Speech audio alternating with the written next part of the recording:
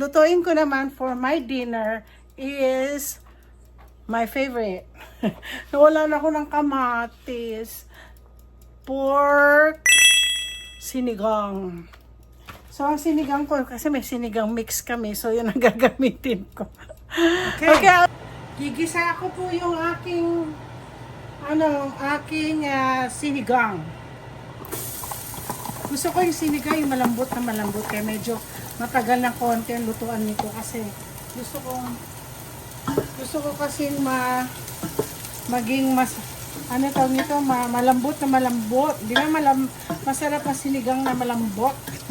Ang pork. Okay, yan. Okay, ito na. Natin sibuyas. Ito yan. Gusto ko nagdagdagan ko itong sibuyas. Masarap yung sibuyas. Yung marami. Teka, lalagyan ko pa ng konti ha, pero hindi na siya chop-chop. So, lalagyan po natin ng Gusto ko maraming ba? Ay, aray ko. Tinamaan ako na ng sibuyas. So, yan. Okay. So, maraming sibuyas. Dito ko niluluto sa aking bagong toy. Yeah. So, ngayon, lalagay natin ang baboy.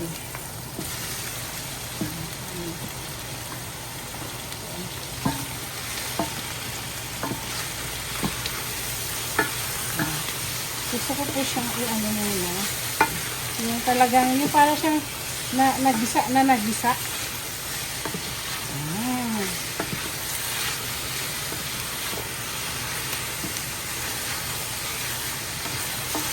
Isang maraming nito yung malaman po yung aking pot. Konti-konti na naman yung Ay! Hirap ko lang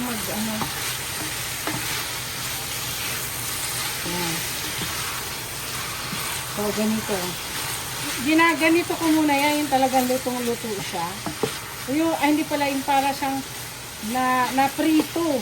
napritong baboy. Okay?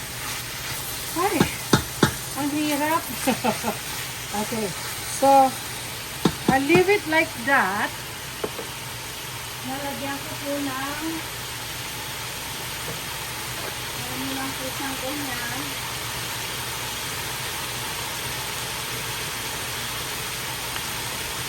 Ayan ako, para siyang ganyanin ko pa yan bago ko lalagyan ng sabaw. Okay. Nakikita ko mo? Hindi yung kamay ko lagi nakikita. So, lalagyan na natin.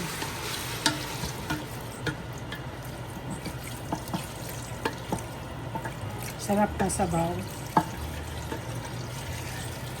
Alam niyo mga iba, kung may mga staff ako na hindi Pilipino, gaya ni Princine, naging paborito niya to, pupunta siya kay Marisol para lang bumili ng sinigang. Dadagdagan ko pa para marami yung sabaw. Let's check kung malambot na. Oops. Okay. Ay, malambot. Malambot na. So, ang gagawin ko po, lalagyan natin ng itong gagamitin ko. Kaya lang nakakainis ngayon, nilalagyan nila ng sili ang sinigang. Lalo na pag sampalok. Yun ang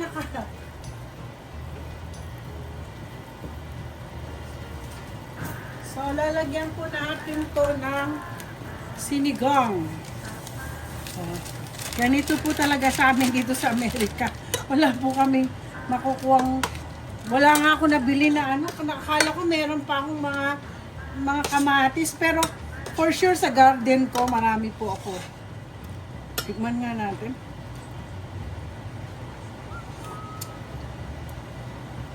Oh, parang gusto ko pa ng isa pa. Hindi pa masyadong Sandali lang ha. Ito. Lagyan ko pa ng isa pa. Pero ito, walang sili na. Ito naman ayan, tamarind soup. Sinigang na sampalok mix. Wala siya. Binili ko kanina sa ano kasi parang wala siya. Ewan ko bakit. Sino siya? Ay, grabe. Yun. Yung asim. Gusto ko yung maasim na maasim. So, habang nagaganyan yan, ilalagay ko to. Tapos, sarang muna natin. Ano yun? Labanos po yun.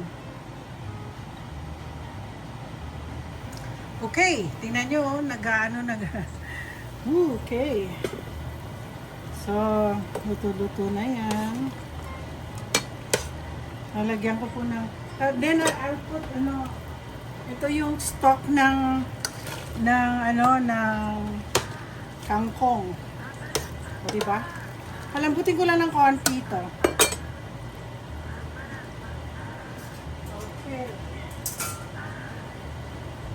Grabe, no? Tingnan natin ulit kung... bango-bango. Ang sarap. Yung maasim na, yan ang gusto ko sa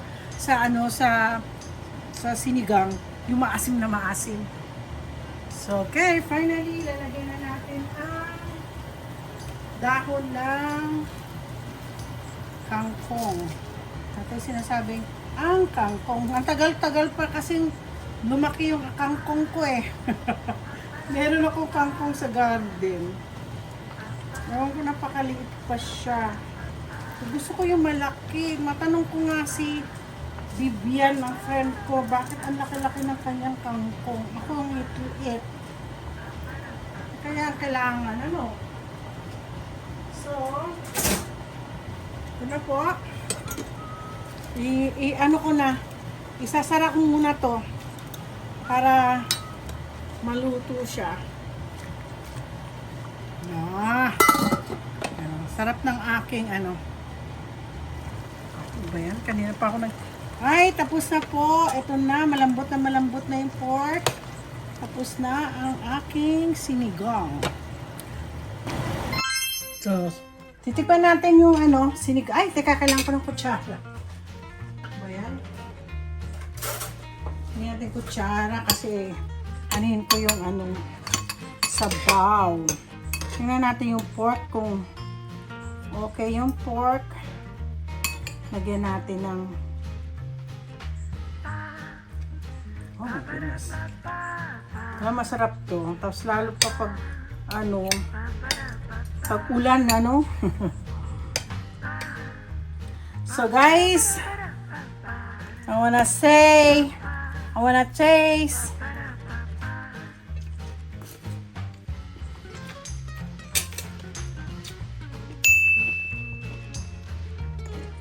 Okay, maraming salamat po. At alam ko marami nag-enjoy sa aking food vlog. Simple lang po to. Parang simple. Nasa bahay ka lang. Ito po yung niluluto ko. Okay, so anyway, don't forget to like and subscribe. Salamat!